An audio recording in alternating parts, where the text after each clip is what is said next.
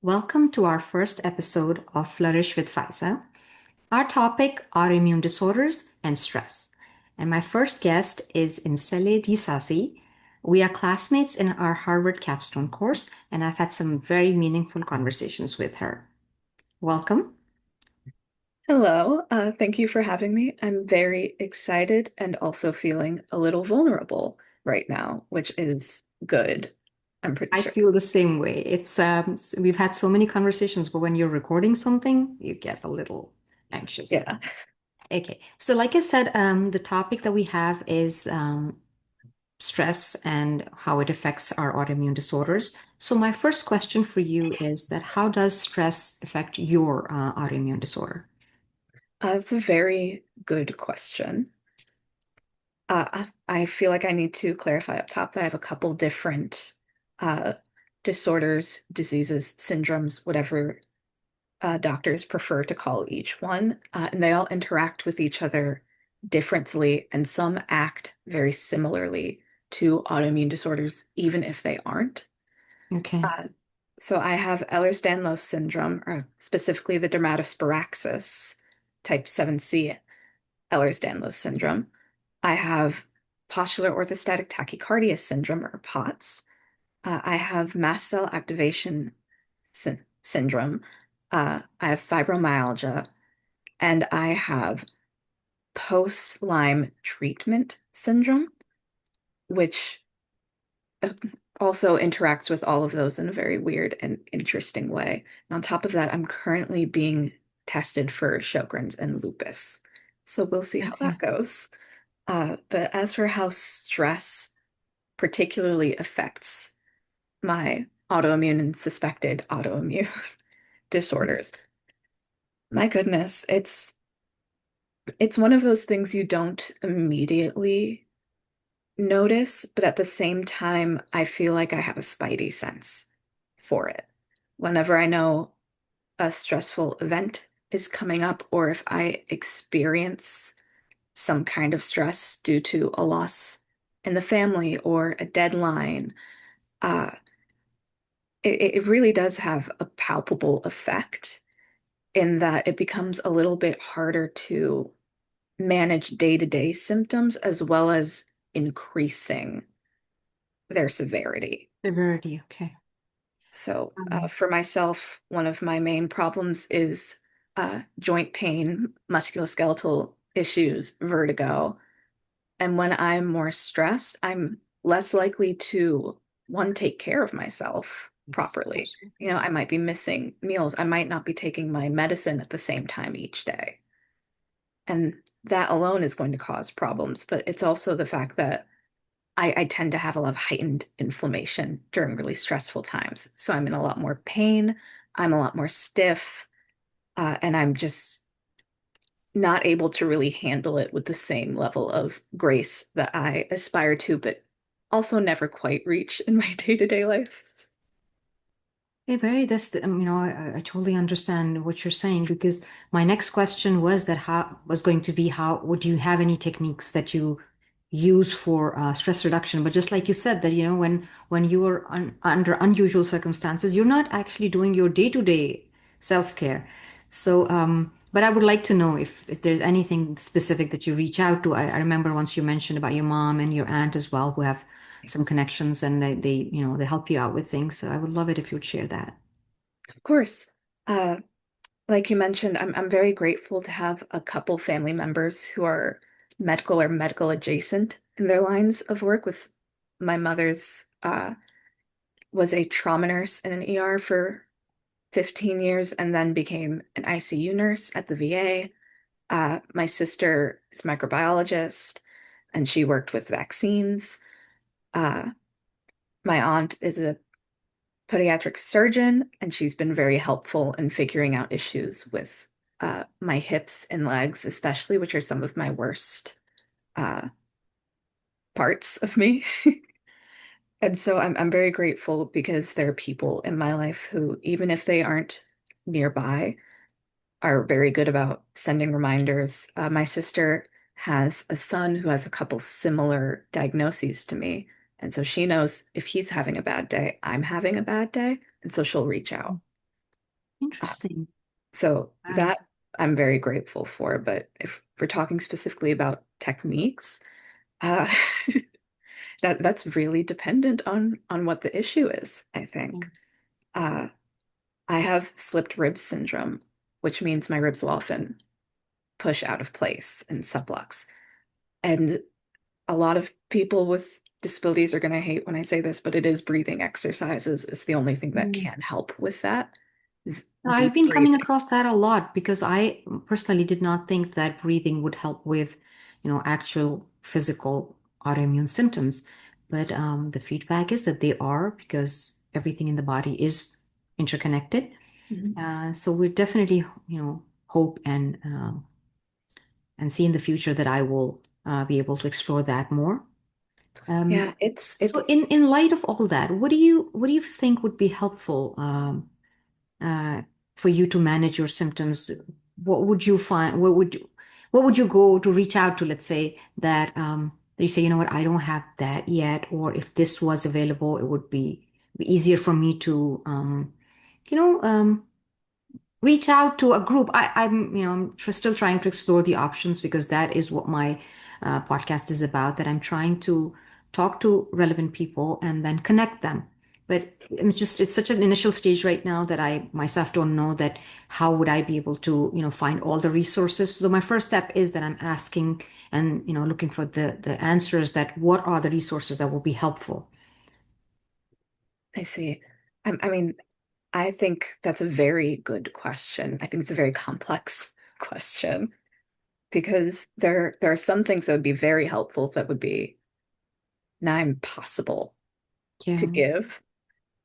Uh, because sometimes the resources you need are just actual tangible resources. Like the area that I'm in doesn't have water therapy as an option, whereas in the past that has been one of the go-to ways to assist me in uh, both just building strength, building resistance, and also managing symptoms and managing circulation. And so as a result, I have to do a lot of that in the bath, or if I can make it to a pool, then Okay. I go to the pool, but that can be really iffy as well.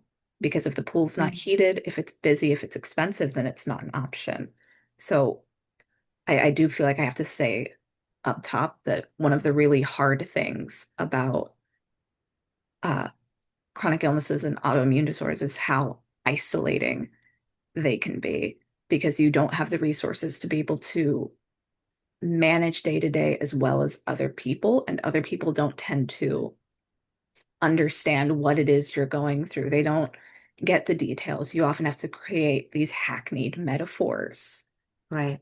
just to Absolutely. give someone a taste of what it is you're experiencing in the moment. And it can be hard to be witty and intelligent in the moment to be able to Yeah. explain Well, that the to someone. unpredictability of the symptoms, I think, is the hardest thing because, you explain to someone these are my limitations, but and then next week you would probably not have those, and you like mine are not consistent. I can do this today. I was not able to do that last week. So this a lot happens a lot with the gym and personal training. Yes. That how do you know what am I capable of? How to push myself, how much to push myself, and how to say, you know what, this is a limitation that I have. And Um, if you're working with a gym and with a personal trainer, how do you know that the resources there will be right for you? How do you know if this person yeah. will adequately understand your lived experiences and the limitations of your body? Because I've had that experience going to one physical therapy place for many months and then realizing at the end of it, as I'm going back to doctors and going to a different physical therapist, that that had actually done a lot of damage to my body because they didn't Okay. understand where my limits were. And I'm still coming Right. back from that. Yeah, so that's exactly what it is. That for example, I go to Pilates. Certain days, the things that I can do, another day I would not be able to. And now I've spoken to all the instructors and I've been very vocal about it. Now that I know my limitations, that if I push myself, I end up hurting myself. But in the beginning, I didn't know myself as well, that how much to push myself. Because if you don't, then you stay where you are, right? So it's that knowledge I did not have. So how do I expect that somebody else would have it? And if they leave you alone to do whatever you want, then you're not improving in any way. So I think that Exactly. the awareness should be there, the education for patients and the people around us.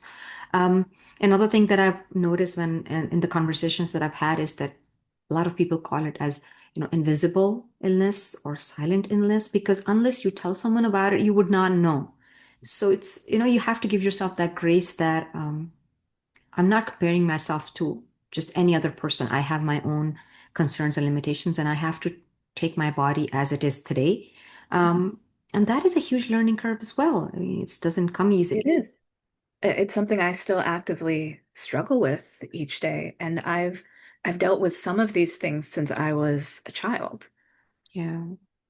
I was diagnosed with Lyme disease and with POTS at 12 years old, and there are Wow. days where I still struggle with a lot of internal gaslighting, for one, of just how do I know what I'm experiencing is even real? How do I know that I'm not exaggerating my symptoms even to myself Yeah. subconsciously? And then I've had the experience of my disabilities going from invisible to visible with the use of mobility aids and Okay. posture garments and all kinds of compression gear. And so now people can look at me and usually tell, oh, there's something. They Interesting. usually don't know, and they're usually very happy to come ask me what they think it is. So you feel that that's a positive change, that I it being I think visible? in the long run, it has been for me, in Mm, part because it has forced me to reckon with it and give myself a little more grace, because it's very vulnerable to admit it verbally, and then there's absolutely. another level when you're walking with a cane or you're in a wheelchair and you know you don't always need a wheelchair, Yeah. and having to accept that and become confident enough not only to effectively use either tool, but to be able to do so in a way that you don't come home embarrassed or ashamed or feeling all of those icky feelings that we never really talk about that can exist when living with an autoimmune condition. Uh, So but I think the knowing that, best part, I need this help, I need this validation. yeah, Um, I think the best part for me was not so much figuring it out for myself, but a lot of acceptance came when people started coming up to me and saying, "How do I get a cane? What what wow, do that's so what interesting. do I do to make things easier for my issues, for the things that I'm currently struggling with, whether it's a mobility aid or what?"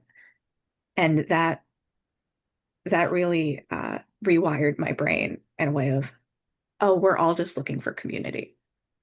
We're all looking for someone that we can point at and say, this is how they're handling this. Right. And this is a lead I can follow, even if not the whole way down, but maybe to my next lead. But there's so much empowerment in shared experiences. Yeah. We're just, by ourselves. It's just like, it's just me. I feel that like in our courses as well, that you always think that I'm the one struggling the most. When we have smaller groups or breakout rooms, you realize that, people who you feel like they have it all sorted out, all of them are struggling. So it's so wonderful to have that, feeling that, we're all in the same boat. So I love that point of yours that we all need this community. And when you are with the similar minded people or people who are in the similar conditions, you open up more as well. I remember one of my physicians had once said that she downplays her symptoms. And several times I've sat down and thought about it, that what was I doing? I wasn't being truthful, or um, I don't know, it was difficult for me to accept that these are certain things that at certain times I cannot do. And it is not permanent. By the way, I have myasthenia gravis. So, Mhm. it's like a neuromuscular disorder with, changing strength levels. So sometimes I can hike and do everything, and sometimes it's difficult to go up the stairs. But the thing is that when you are fine, you feel like this is my normal status, and I will be like that forever. But it brings so much gratitude as well. And Yeah. And this is where it brought me because I really wanted to um, get out there and share my experiences and listen from others as well. Because I don't know if I'll be able to ask you if I didn't have one. Because you feel like how would everybody would think that how do you know what I'm feeling? When you have Yeah. a slightly shared experience, you can say I don't exactly know, but I have my own struggles as well. I feel like we can talk about this forever. Maybe we should have a second episode of our on conversation, but I really, really appreciate you on a class day to give me time, and it's so comfortable to talk to you. Um, Of course. so I'm going to stop here, unless you want to say add something else. All I'll say is, and I hope this doesn't come off patronizing in any way, but I think what you're doing is really brave in that one, it can be so hard to be vulnerable Yeah. about uh, conditions, invisible illnesses, chronic illnesses, autoimmune disorders, because there is still so much social stigma and the idea of like pulling yourself up by your bootstraps. But being able to say, hey, this is what I'm going through, and I want to be able to talk about it and talk to other people about it is it's a place that I wouldn't have been at even 2 years ago. But hearing from Mm, you and from other people in the class who have said, oh, I also have a chronic illness or I also have an autoimmune absolutely. condition was Hmm. so gratifying. And it made me so happy to be there because it meant, oh, okay, so there's a general sense of understanding Yeah. about what we're all going through. Hmm. Even if it's different experiences, there's a shared, I don't want to say umbrella, but a shared sense Yeah. of community. No, I think that this is actually the gist of our conversation today, that we need to get strength from each other. Just talking to you, it makes you, feel so happy though. There are ways out, and to see yourself being so, pretty on the screen, that I was like, Thank what? you. You I have would like been to see too. you outside sometime as well with a cane. And I'm sure people would get really surprised at why does this young, beautiful girl Uh, has a cane? I think that is like Not to makes them brag, that is normally inquisitive. how people word it. They just say, "Oh, Yeah, you're so young and beautiful." absolutely. So I'm sure it wasn't easy for you to take out a cane the very first day, but I'm glad you did, because and if there's help available, why wouldn't you take it? Just because someone would not understand it, or you know trivialize Exactly. it or something. All right, thank you so much. I will see You're you welcome. later Thank in you for having class me. tonight. Take care.